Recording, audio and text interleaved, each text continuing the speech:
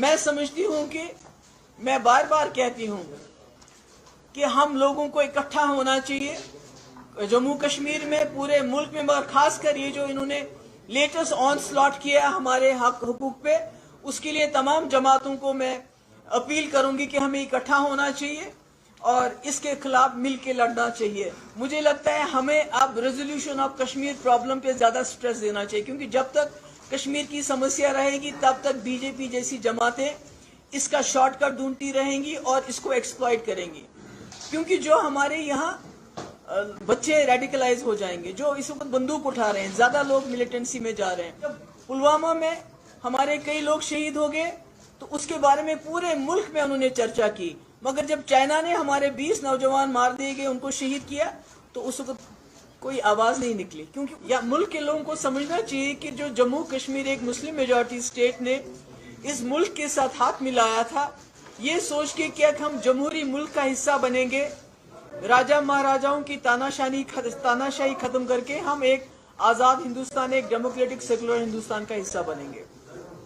مگر اس کے بعد جبکہ پورے ملک میں ڈیموکریسی ہوئی، ہمارے یہاں ایسے کچھ واقعات ہو گئے ان ڈیموکریٹک طریقے سے، جیسے شیخ صاحب کو ڈسمس کیا گیا،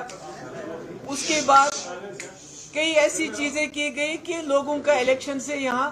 بالکل بھروسہ اٹھ گیا، کیونکہ اس کے بعد جتنے بھی الیکشن ہو گئے اس میں میجورٹی آف دا الیکشنز میں جو ایک ون سائیڈڈ ہوتا تھا، جس کے لوگوں کا بھروسہ نہیں تھا۔ میں ان کو بتانا چاہتی ہوں کہ ہٹلر نے کتنا ظلم کیا پر جیوز کو وہ ختم نہیں کر سکا، اسرائیل کتنا بھی ظلم کرے تو فلسطین کو ختم نہیں کر سکتا، نہ ان کے ریزالو کو ختم کر سکتا ہے۔ اسی طرح جب تک ایک ڈوگرا، ایک کشمیری یہاں بچا ہوا ہے، تو وہ جو بی جے پی کے ایول ڈیزائنز ہیں جموں کشمیر کو لے کے، وہ ان کو کامیاب نہیں ہوں گے، بلکہ ان کو منہ کی کھانی پڑے گی، کیونکہ جو وہ حالات بنا رہے ہیں، ایک طرف سے وہ ڈی ریڈیکلائزیشن پہ سینکڑوں کروڑ روپیہ خرچ کرتے ہیں، اور دوسری طرف سے وہ ہر حرکت وہ ایسی کرتے ہیں جس سے یہاں کے نوجوان ریڈیکلائز ہو سکتے ہیں، زیادہ ہو سکتے ہیں، کیونکہ پہلے ہی آپ نے 2019 میں جو کانڈ کیا، اس کے بعد آپ وہاں نہیں رکے، اس کے بعد آپ نے یہاں کے نوجوانوں سے ان کی زمین چھینی، ان کا روزگار چھینا، ان کے ریسورسز چھینے، ان کی آزادی چھینی، ان کی ڈگنیٹی چھینی، ان کو جیلوں میں ڈال دیا،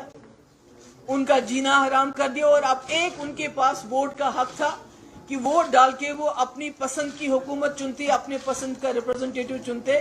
آپ اس میں بھی ان کو انڈائریکٹلی ڈی فرینچائز کر رہے ہیں، ان کے ووٹ کا ہونا نہ ہونا بالکل